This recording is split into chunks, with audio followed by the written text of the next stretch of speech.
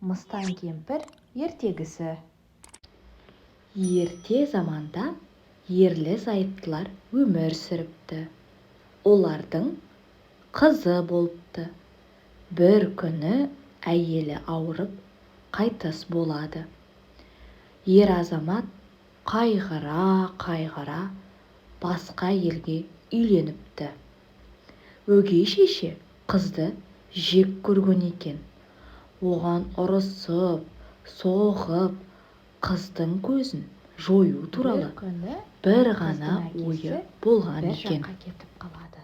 Өгей шешесі қызға: «Менің апайыма барып, ине жіп сұрап әкел.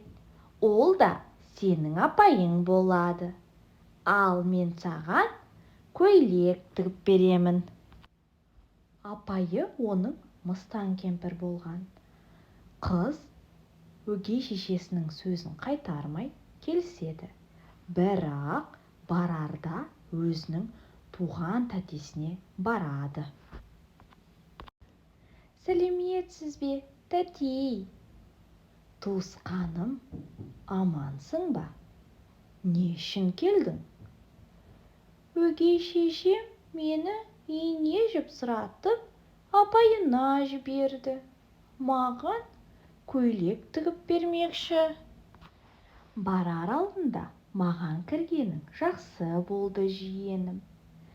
Міне саған таспа, май, нан және бір тілім ет.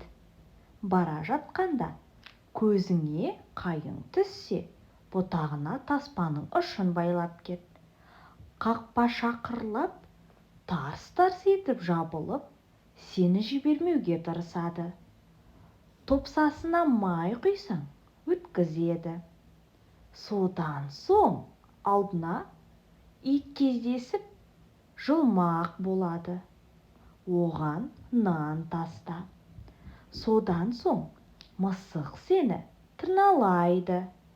Сен оған бір тілім ет бер», деп айтады туған тәтесі қызға.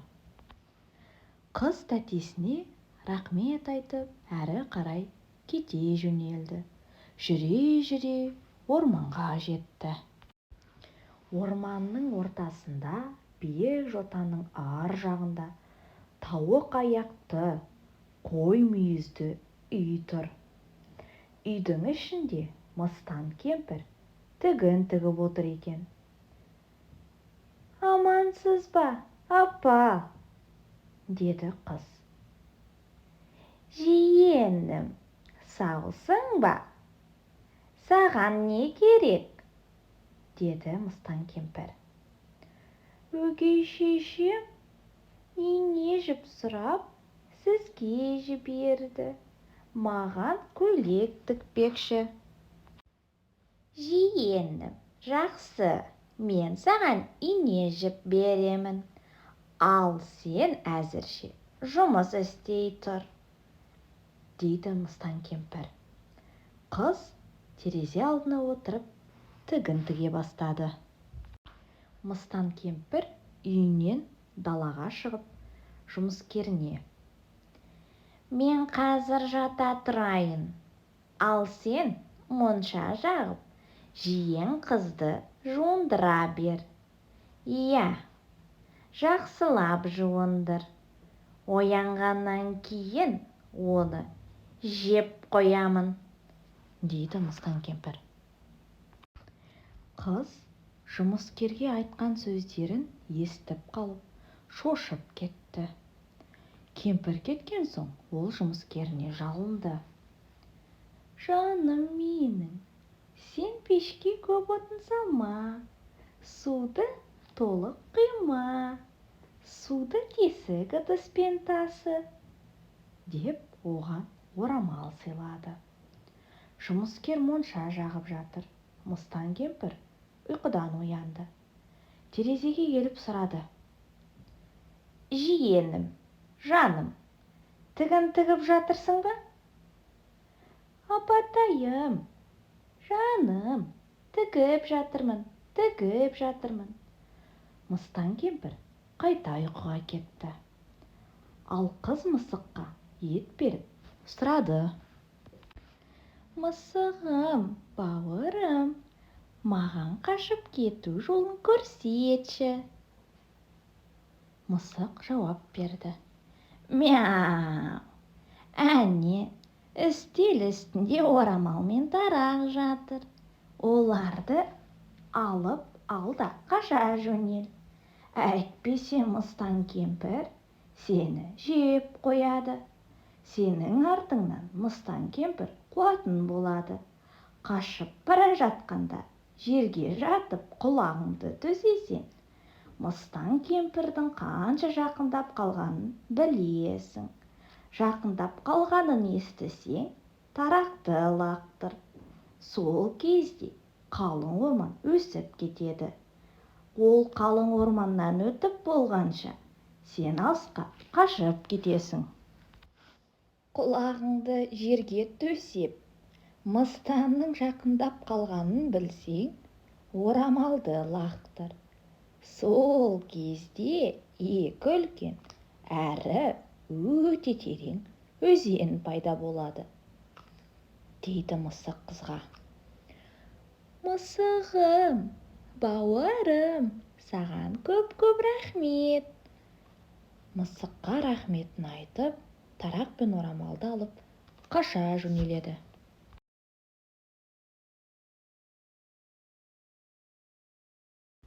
Иттер қызға шапқан кезде оларға нан береді.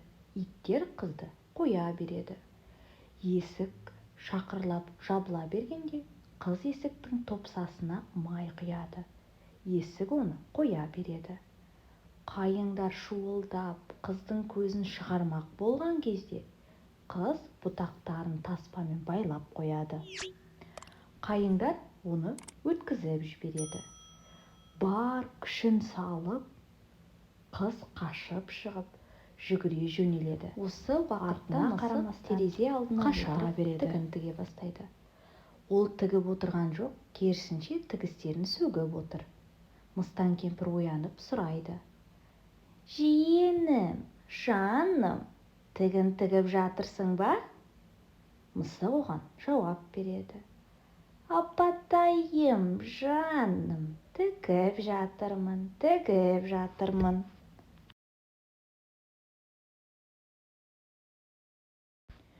Мыстан кемпір үйге жүгіріп кірсе, қыз үйде жоқ.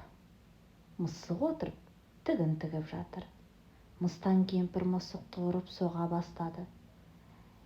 Әй, кәрі қақпас! Әй, мысық! Қызды неге шығарып жібердің?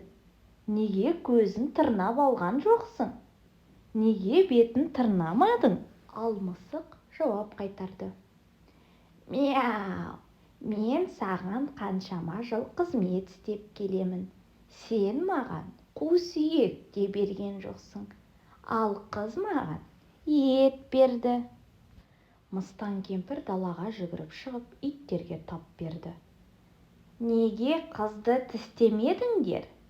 Неге боршасын шығармадыңдар? Дейді мыстан кемпір. Гөв, гөв, гөв. Біз саған қаншама жыл қызмет істеп келеміз. Сен бізге нан тілігін де берген жоқсың. Ал қыз бізге нан берді, деп иттер оған жауап берді. Мыстан кемпір қақпаның алдына келіп: неге шықырламадыңдар? Неге қызды шығарып жібердіңдер? дейді. Біз саған қанша жыл қызмет етсек те, сен біздің топсамызға су да құймадың. Ал қыз болса, біздің топсамызды майлап кетті, деп қақпа жауап берді. Мыстан кемпір қайыңға тап берді. Неге қыздың көзін шығармадыңдар? дейді. Мен саған қанша жыл қызмет етсем де, сен менің бұтағымды жіппен байлаған жоқсың.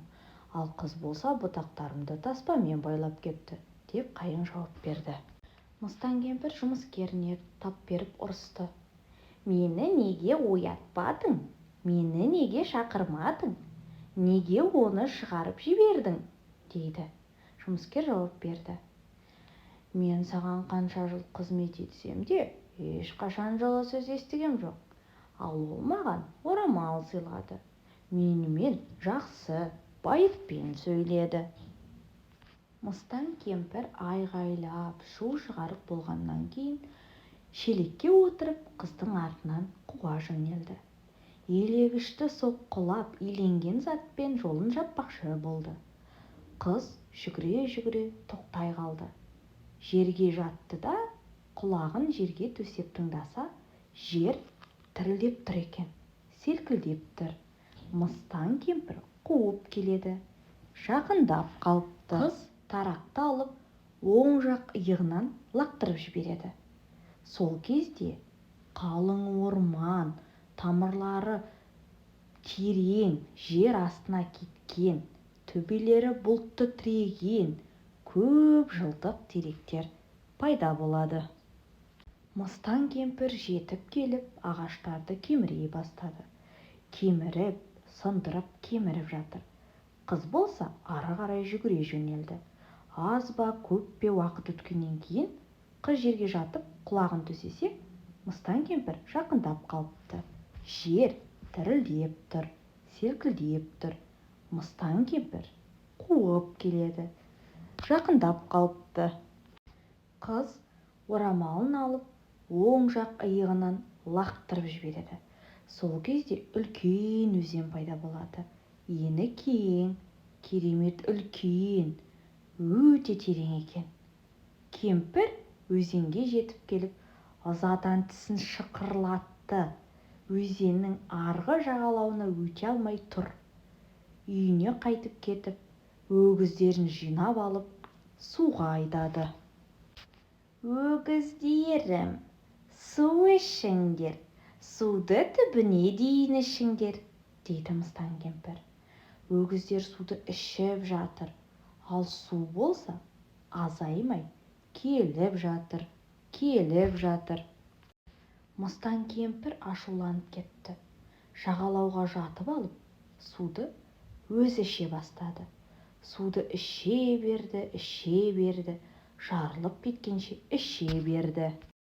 Ал қыз осы мезгілде әлі жүгіріп келеді. Кешкісінде әкесі үйіне келіп, «Қызым қайда?» деп әйелінен сұрайды. Әйелі жауап берді. «Апайымның үйіне ине жіпке кеткен, бірақ әлі келген жоқ». Әкесі қорқып кетіп, қызын іздеуге шықпақшы болды. Ал қызы жүгіріп үйге келді. Шаршап, шалдығып, тынысы тарылған, дем ала алмай тұр. «Қызым, қайда болдың?» деп сұрады әкесі. «Ой, әкешім!» деп жауап берді қызы. «Мені өгей шешем өз апайына жіберді. Ал оның апайы Мыстан кемпір екен. Ол мені жеп қоймақшы болды. Әзер дегенде құтылып кеттім», дейді қызы. Әкесі бәрін білгеннен кейін еден сыпырғышпен долы әйелін үйден қуып шықты. Әрі қарай әкесі мен қызы сыйластықпен өмір сүре берген екен.